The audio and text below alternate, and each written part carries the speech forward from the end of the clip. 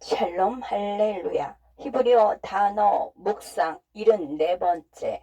절름 발이 말. 시편 31편 10절. 내 일생을 슬픔으로 보내며 나의 연수를 탄식으로 보내며 내 기력이 나의 죄악 때문에 약하여지며 나의 뼈가 쇠하도소이다.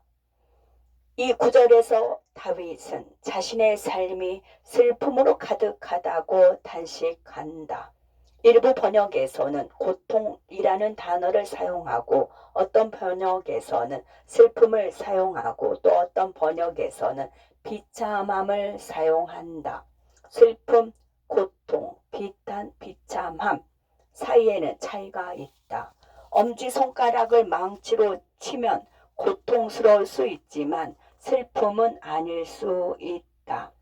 당신은 슬픔이나 비탄 없이 비참함 속에 있을 수 있다. 왜 사소한 의미들에 많은 주의를 기울여야 할까?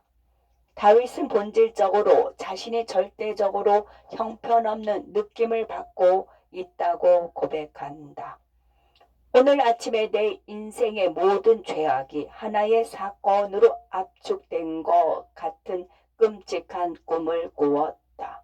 잠에서 깼을 때 고통이나 슬픔이 아니라 비참함을 느꼈지만 모든 것이 꿈이었고 실제로 그런 상황에 처하지 않다는 것을 깨달았다.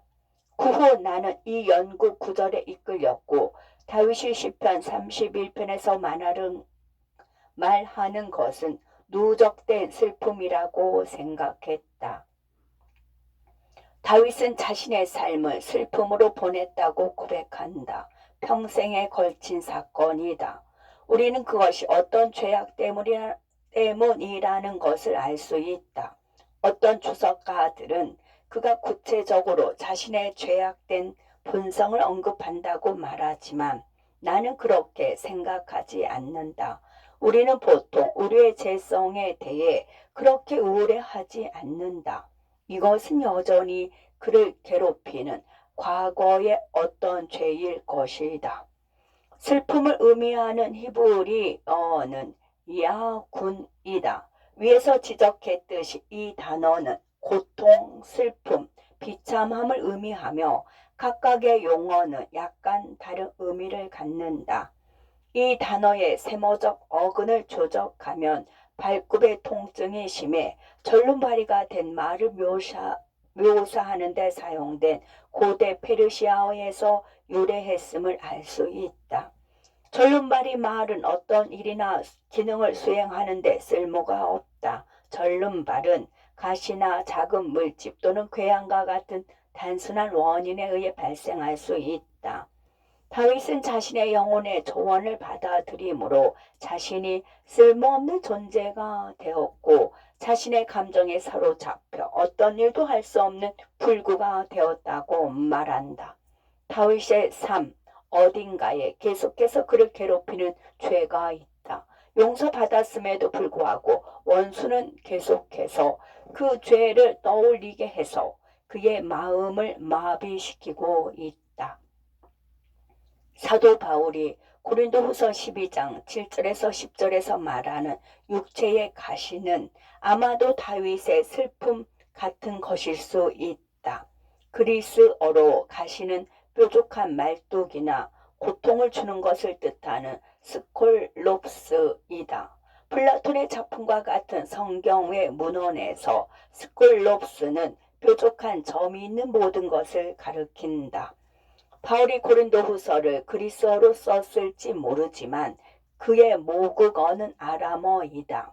날카로운 가시를 나타내는 아람어 단어는 샤파야를 염두에 두고 쓴 것으로 보인다. 가시는 매우 작지만 지속적으로 자극이 될 수 있으므로 건강과 심지어 일에 영향을 미칠 수 있다. 바울은 이 육체의 가시가 무엇인지 말하지 않는다. 그것이 무엇인지에 관해 눈의 문제나 신체적 결함 등의 많은 추측이 있지만 그는 자기를 교만하지 않게 한 것이라고 말한다. 이런 이유로 신체적인 것을 말하는 것이 아니라고 생각한다. 이것은 순전히 내 경험에 근거한 의견이다. 나는 신체에 영향을 미치는 질병이 있기 때문에 외모에 대해 자만하지 않을 수 있다. 그러나 누군가 내 글을 칭찬할 때 육체의 가시가 성경에 대한 나의 통찰에 대해 자만하는 것을 막지 못할 것이다. 따라서 나는 바울의 육체의 가시가 과거의 죄악과 관련이 있다고 생각한다. 내가 좋아하는 이론은 그의 배경에 있는 어떤 죄이고 하나님께서 그를 용서하셨지만 그가 자기 영혼을 위해 간구했을 때도 여전히 그를 괴롭혔다는 것이다. 그는 그것을 사탄의 사자라고 부른다. 하나님은 바울을 용서하시고 가장 끔찍한 죄에서 깨끗하게 하셨다. 그러나 사탄은 여전히 이 기억을 되살려 바울에게 다음과 같은 메시지를 보낸다. 바울아, 너 자신을 좀 봐. 너는 학살자야. 네가 동료가 되고 싶은 그들은 너를 받아들이지 않을 거야. 그들은 너를 진심으로 받아들이지 않고 네 죄를 절대 용서하지 않을 것이고 너를 미워할 거야. 이런 공격 속에서 불쌍한 바울은 머리를 긁적이며 이렇게 말했을 것이다. 너도 아는구나. 네 말이 옳아. 나는 이곳에서 안 좋은 기억이 너무 많아서 이 마을을 피해 가야 할 것 같아. 당신은 이러한 생각에 공감할 수 있는가? 다윗과 바울처럼 하나님께서 당신의 모든 죄를 용서하였음에도 불구하고 원수는 여전히 하나님을 섬길 수 없는 지점까지 당신을 괴롭히기 위해 과거를 끌어들일 수 있다. 어젯밤 꿈이 처음에는 나를 절름발이로 만들었다. 나는 평소 매일 아침 히브리어, 헬라어, 아람어로 하나님의 말씀을 공부하는데 서너 시간을 보낸다. 오늘 아침에는 공부를 시작할 수 없었다. 내 과거의 죄와 허물에 대한 꿈이 나의 가시인 야군을 생각나게 했기 때문이다. 바울에게 그랬듯이 가시는 자만하지 않도록 한다. 사실 이런 이유로 책에 내 사진을 넣거나 실명을 사용하지 않는다. 나는 하임 벤토라라는 가명을 사용하여 나의 모든 글이 나의 과거가 아니라 예수 그리스도 안에 있는 나의 삶에서 온 것임을 선언한다. 원수가 몰래 들어와 계속해서 과거의 실패를 떠올리게 할 때 나는 절름발이가 되어 하나님을 온전히 섬길 수 없는 내 자신을 발견한다. 마침내 믿음으로 용서받고 그분의 임재에서 안식하며 그분이 나를 용서하지 않았다면 그분의 임재를 경험할 수 없다는 것을 알게 되었다. 우리 모두에게는 개인적인 약혼이 있다. 삶을 살아가면서 어느 정도 약점을 가질 수밖에 없다. 우리 모두는 실수를 하고 죄를 짓는다. 우리는 바울처럼 집단 학살자가 아닐 수도 있고 다윗처럼 손에 너무 많은 피가 묻었기 때문에 하나님의 영광을 위해 성전을 지을 수 없는 사람도 아닐 수 있다. 그러나 우리에게는 원수가 교묘하게 잠입하여 비난하는 생각이나 고통스러운 꿈을 통해 우리를 정서적, 영적 절름발이로 만들어 하나님께 무능하게 만들 수 있는 충분한 죄악이 있다. 힘이 좋고 잘 훈련된 말이라도 발굽에 작은 가시나 종기가 있으면 쓰러질 수 있음을 기억해야 한다. 이런 상황에서 우리의 답은 하나님을 경배하는 것이다. 우리는 기분 좋은 흥분을 위해 마약 중독자처럼 1시간 동안 기분 좋게 하나님의 임재를 구하는 예배를 드려서는 안 된다. 하나님을 경배하고 그분의 임재를 느낄 때 우리 육체에 가신 야군을 물리칠 수 있다.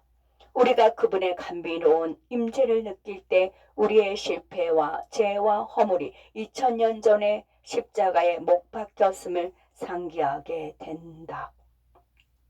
우리는 예수 그리스도 안에서 용서와 의로움에 대한 진리를 기억해야 한다. 그러므로 원수가 우리에게 이렇게 말한다. 많은 죄와 허물이 있는 네가 어떻게 사람들에게 하나님의 사랑을 전하고 설교를 하고 주일학교 학생들을 가르칠 수 있어? 우리는 바로 돌아서서 이렇게 말할 수 있다. 사탄아, 너는 거짓말쟁이다.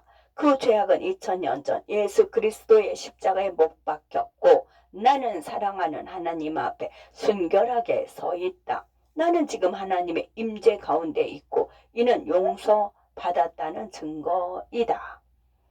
내 일생을 슬픔으로 보내며 나의 연수를 탄식으로 보내며 내 기력이 나의 죄악 때문에 약하여지며 나의 뼈가 쇠하도소이다. 시편 31편 10절 말씀. 아멘.